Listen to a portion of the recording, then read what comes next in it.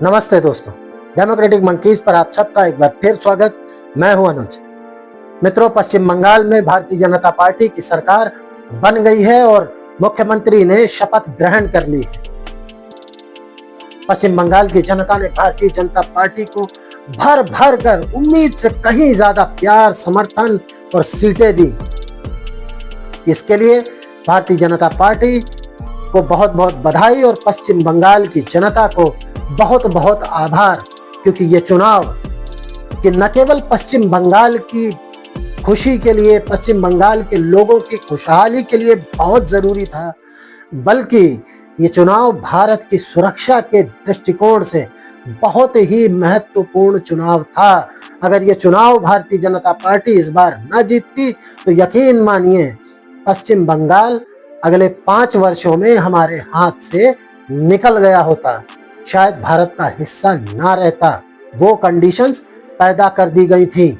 शुभेंदु अधिकारी को भारतीय जनता पार्टी ने अपना मुख्यमंत्री घोषित किया है। उन्होंने मुख्यमंत्री पद की शपथ भी ले ली है और अब वो अपना कार्यभार संभालेंगे। और उम्मीद है कि पश्चिम बंगाल की जनता ने जिस उम्मीद से, जिस भरोसे से उनको झोली भर भर के सीटें दी हैं, अपना समर्थन दिया है, उनकी उम्मीदों पर खरे उतरेंगे और पश्चिम बंगाल की खुशहाली और भारत की सुरक्षा के लिए अपना सर्वस्व अर्पित करते हुए पूरे ईमानदारी से काम करेंगे। पश्चिम बंगाल चुनाव के बाद आप लोगों ने वहां की जनता की खुशियां मनाते हजारों वीडियोस देखी होंगी। मतलब जनता ऐसे खुशियां मना रही है जैसे पता नहीं कितने बड़े कुशासन से, कितने वर्षों की प्रताड़ना से उसको आजादी मिली है। हजारों वीडियो, लाखों वीडियो ऑनलाइन मौजूद है। बहुत सारे आप लोगों ने देखे होंगे। कुछ आइए हम लोग भी देख लेते हैं साथ साथ में।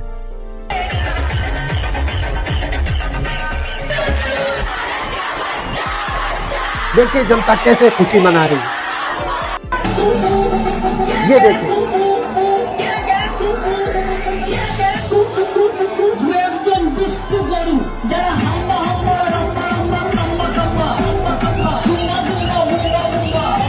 ये भी देखिए।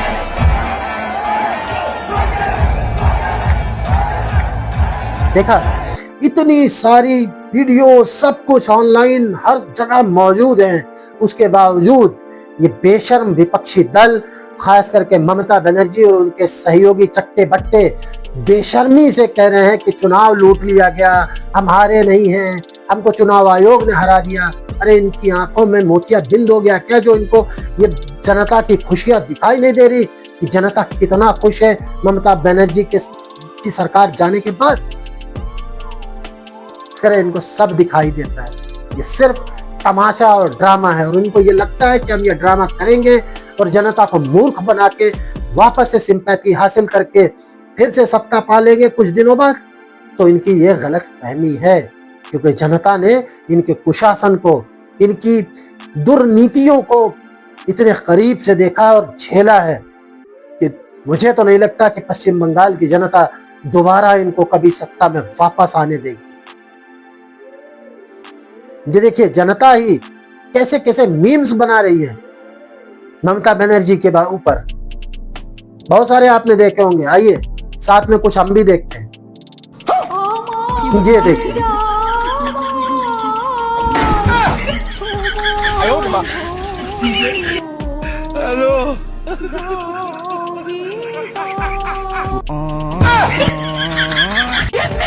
ये वाला भी देखिए।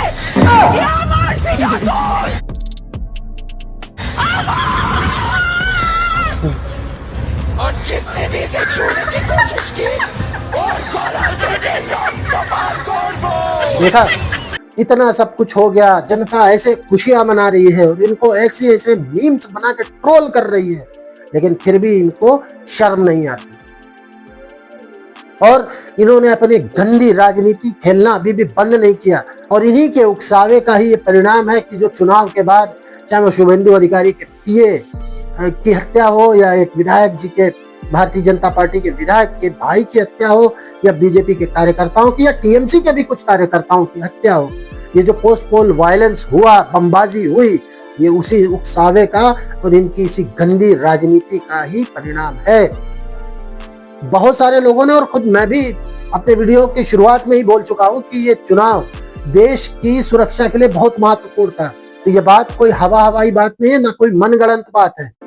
इसके तथ्य मौजूद हैं। पश्चिम बंगाल में एक पेपर टेलीग्राफ, जो कि घोर कांग्रेसी न्यूज़पेपर है, वो हमें कितने सालों से ये रिपोर्ट छापता आ रहा है कि ममता बनर्जी का बहुत गहरा संबंध है जमाते इस्लामी, जो कि बांग्लादेश में मौजूद कट्टरपंथी संगठन है, और ममता बनर्जी उसको फंड कर रही है। बहुत समय से इस तरीके की रिपोर्ट छप रही है टेलीग्राफ में। वो भाजपा का तो पेपर नहीं है, ना भाजपा ही उसको चलाते हैं। और अब तो उसके वीडियो प्रमाण सामने मौजूद है कि यही जमाते इस्लामी वाले कट्टरपंथी क्या कह रहे हैं। उसका वीडियो दिखाता हूं, देखिए क्या कह रहा है ये, कि ममता बनर्जी को भारत की सरकार से, दिल्ली से लड़ाई लड़नी चाहिए और सत्ता नहीं छोड़नी चाहिए, और हो तो बंगाल को अलग देश घोषित कर देना चाहिए, और उनकी मदद करने के लिए हम 17 करोड़ बांग्लादेशी मुसलमान हर समय तैयार हैं, पहुंच जाएंगे। क्या देश तोड़ने के षड्यंत्र नहीं चल रहे थे? इस तरीके की बातें अगर हो रही हैं तो ये हवाई बातें नहीं है, इनके पीछे तथ्य मौजूद हैं। और सभी जन ये आग्रह कर रहे हैं कि इस विषय पर गंभीरता से जांच होनी चाहिए, और जो भी दोषी हो उनके खिलाफ कड़ी से कड़ी कार्रवाई होनी चाहिए। चुनाव के पहले और चुनाव के बाद बीच में आपने एक नोटिस की होगी चीज, कि इसके नेता टीएमसी के, उनका आत्मविश्वास इतना ज्यादा था कि उनको ये लग रहा था कि कैसा भी करके, कुछ भी करके 4 मई के बाद सत्ता में तो हम ही आएंगे। इसीलिए उनका यह आत्मविश्वास था कि टीएमसी का एक राष्ट्रीय प्रवक्ता, एक आईपीएस ऑफिसर को बैठ के ये कहता कि 4 मई के बाद मैं तुम्हें घसीट के लाऊंगा भारत में, तुम चाहे जहां हो। इस तरीके की बात तो आज तक कभी किसी माफिया अतीक अहमद, मुख्तार अंसारी तक ने किसी पुलिस वाले के अधिकारी के बारे में नहीं बोली। ये इनका ओवर कॉन्फिडेंस था, या इस जो संरक्षण और जो इनकी षड्यंत्र वाली चालें चल रही थी उसका नतीजा था ये। इनकी गहन जांच होनी चाहिए। खुद ममता बनर्जी के भतीजे अभिषेक बनर्जी ने यूनियन ऑफ इंडिया, आप गृह मंत्री को धमकी दीजिए, नेता अमित शाह को धमकी दीजिए, आप बीच जो चलते चुनाव में अपनी गाड़ी की छत पे खड़े होकर वोटर्स को खुलेआम धमका रहे कि पिछली बार हमको हरा दिया था, हमने माफ कर दिया, अब की बताऊंगा, 4 मई के बाद देखूंगा किसका बाबा कौन दिल्ली से बचाने आता है, किसकी कौन जल्लाद, किसकी ताकत होगी, किसका बाप बचाने आएगा। मतलब आप वोटर्स को खुलेआम धमका रहे हो, और जनता मूर्ख है, और पूरे हिंदुस्तान की जनता, जुडिशरी, हर कोई ये देख रहा है, और फिर भी आप ये कहते हो कि नहीं जी हम तो बड़े दूध के धुले, बड़े सीधे साधे साधु लोग हैं। शुभेंदु अधिकारी के पीए की हत्या हुई, उससे पहले, उसके बाद एक वीडियो अभिषेक बनर्जी का भी वायरल हो रहा है, जिसमें वो कहते सुने जा रहे हैं कि रथ को बचा के रखना। उसका भी क्या लिंक है, सरकार जांच करेगी उसकी। बस इतनी ही रिक्वेस्ट हम कर सकते हैं कि गहन से गहन जांच होनी चाहिए, और जो भी दोषी हो, कोई लीपापोती नहीं होनी चाहिए कि बड़ा आदमी है तो उसको बचा दिया जाए और छोटे लोगों पे कार्रवाई करके बस काम खत्म कर दिया जाए, इतिश्री कर ली जाए। चाहे जो हो, चाहे जितना बड़ा से बड़ा व्यक्ति हो, उसके खिलाफ सख्त से सख्त और जरूरी कार्रवाई जरूर होनी चाहिए। और यही बंगाल की जनता चाहती है, और उसी उम्मीद, उसी भरोसे पे उसने भारतीय जनता पार्टी को, आपको इतना बड़ा मैंडेट दिया है।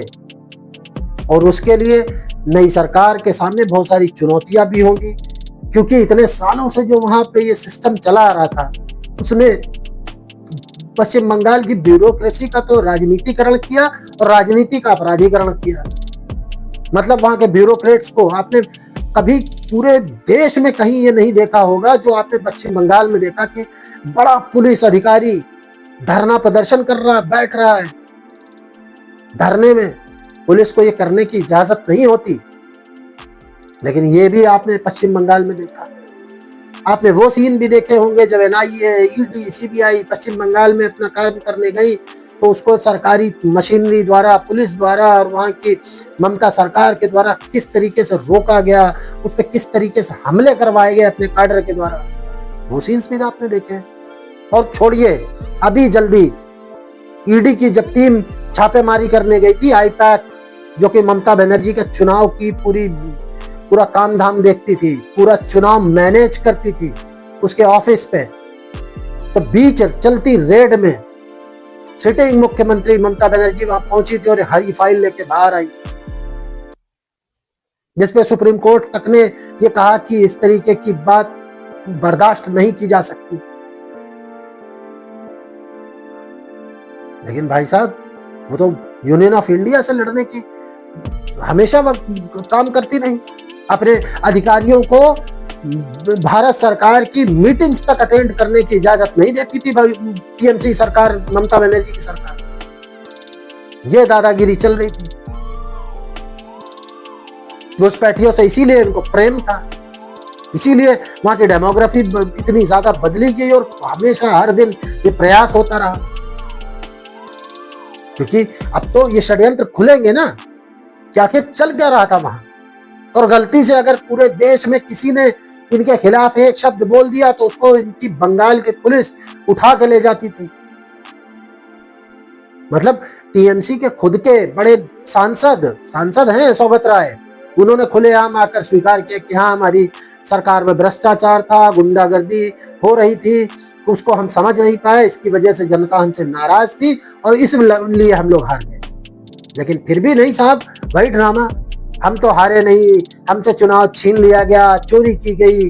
और पूरी विपक्षी इंडी गठबंधन वाली एक एक पार्टी, चाहे वो पप्पू राहुल गांधी जी हो, चाहे हमारे यूपी वाले वो टप्पू भैया, वो भी पहुंच गए। वो काहे के लिए पहुंचे थे? वह सांत्वना देने नहीं गए थे कोई भाई, उसके पीछे भी रिपोर्ट्स ये आ रही हैं, लोग खबरें अंदर खाने से ये निकल के आ रही कि आईपैक से उन्होंने जो अपना एग्रीमेंट अभी खत्म किया इस चुनाव के बाद, वो पूछने ये गए थे कि ममता दीदी, वो जो फाइल आप लेके आई थी ना हरी वाली, देखिए ये फोटो, ये वाली देखिए, इसमें ऐसा तो नहीं है कि कहीं हमारा भी कुछ कांड है और ईडी का हाथ लग गई हो, ये कोई चीज पता चले हमें भी रगड़ दिया जाए। और शक्ल जब वो निकले थे उनके घर से, तो शक्ल देख के तो कुछ ऐसा ही लग रहा था कि भाई साहब को बड़ा डर है, बहुत अवसादग्रस्त है।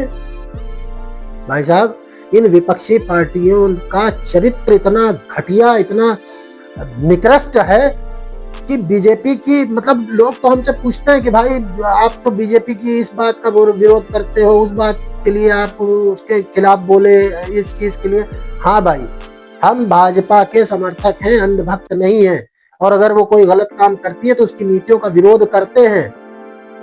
लेकिन आप कहें कि अब किसी गलत नीति की वजह से हम योगी आदित्यनाथ जी को हरवा देंगे या भाजपा को हरवा देंगे, बदले में लाएंगे किसको? इन विपक्ष के नेताओं को। अरे भाजपा कितनी भी बुरी हो भाई, इन विपक्षियों से इन जो हरकतें सामने रहती हैं प्रतिदिन, सालों से हम लोग देखते आए हैं और हमेशा देखते रहे, आज भी देख रहे हैं। हजार कमियां होंगी भाजपा में, लेकिन इन निकृष्टों से भाजपा हमेशा अच्छी है। और भाजपा को हरा के आप जिताएंगे किसको? राहुल गांधी को? अखिलेश यादव को? किसको जिता देंगे? ममता बनर्जी को? एमके स्टालिन को? किसको जिताएंगे आप? हमारा विरोध भाजपा से, पार्टी से नहीं। महंत हमारे मुख्यमंत्री योगी आदित्यनाथ जी का तो मैं सदैव आदर करता हूं, व्यक्तिगत रूप से मैं उनका बहुत बड़ा फैन हूं। उनको किसी तरीके का नुकसान हो, उस तरीके का कभी कोई प्रयास नहीं कर सकता, क्योंकि जो काम योगी आदित्यनाथ जी ने उत्तर प्रदेश में कर दिया है, वो सपना था इस प्रदेश के लोगों के लिए। जो माहौल था यहाँ का, उसको योगी आदित्यनाथ जी के अलावा कोई सुधार भी नहीं सकता था। और सही बात यह है कि बंगाल को भी लोग वहां भी यही चाहते थे कि योगी आदित्यनाथ जी जैसा कोई मुख्यमंत्री बने, और इसी वजह से शायद शुभेंदु अधिकारी, जिनके ऊपर ये लगाया गया कि वो टीएमसी से आए हैं, बीजेपी के अपने पुराने नेताओं को सीएम क्यों नहीं बनाया गया, इस तरीके की बातें भी आई। लेकिन भाई साहब, कांटे से ही कांटे को निकाला जा सकता है, और शुभेंदु अधिकारी एक टफ एडमिनिस्ट्रेटर हैं, भले ही वो दूसरी पार्टी से आए। दूसरी पार्टी से तो हेमंता दा भी आए थे, कांग्रेस से ही आए, लेकिन बिल्कुल चूड़ी टाइट करके, बिल्कुल राइट टाइम करके रखा ना असम में। शुभेंदु अधिकारी भी उसी ग्रेड के, उसी कैटेगरी के नेता हैं। और बंगाल को ऐसे ही टफ एडमिनिस्ट्रेटर की जरूरत थी, क्योंकि भाई हमारे योगी आदित्यनाथ जी इकलौते हैं और हम उनको कतई नहीं छोड़ सकते। तो भाई साहब, बंगाल की जनता को बहुत बहुत बधाई, आप सबको बहुत बहुत बधाई कि हमारा देश अब शायद जो पूर्वी फ्रंट था वहां से जो घुसपैठ हो रही थी और जो एंटी नेशनल एक्टिविटीज होती थी वो सारी बंद होंगी, फेंसिंग हो जाएगी। और बांग्लादेश और आईएसआई का जो नेक्सस आजकल चल रहा है पिछले काफी टाइम से, आप लोगों ने देखा है, उस पे भी लगाम लगेगी। पूर्वी सीमा हमारी सुरक्षित। और नई सरकार को भी बहुत बहुत बधाई और उनको ये संदेश कि आप जनता की उम्मीदों पर, जिन आकांक्षाओं और उम्मीदों के साथ जनता ने आपको इतना भारी बहुमत दिया है, उसको पूरा करें। उसको पूरा करने के लिए अपना 100% दें। वहां पे ये जो दिलीप मंडल चुरकटाई कर रहा है ना चुनाव के नतीजे आने के बाद, उस विषय पे थोड़ा अलग विषय हो जाएगा, उस विषय पे दोबारा किसी और वीडियो में बात करेंगे। तो उस तरीके की ट्रैक पे ना जाके जिस उम्मीद और जिन आकांक्षाओं और जिस इच्छा के साथ जनता ने आपको जिताया है, उस इच्छा को पूरा करिए, 100% दीजिए। 100% बंगाल की जनता आपको लंबे समय तक सत्ता में बैठा कर रखेगी। दोस्तों, वीडियो अच्छा लगा हो तो कृपया लाइक करिए और शेयर करिए अपने दोस्तों और परिवार के साथ। हमारे चैनल डेमोक्रेटिक मंकीज को सब्सक्राइब भी करिए, लोगों को रेकमेंड भी करिए, क्योंकि आप लोगों के सहयोग से ही हमारा ये चैनल आगे बढ़ेगा। हम सब साथ मिलकर आगे बढ़ेंगे। अपना ध्यान रखिए। मिलते हैं अगले वीडियो में किसी अन्य विषय के साथ। तब तक नमस्कार। वंदे मातरम। सत्यमेव जयते।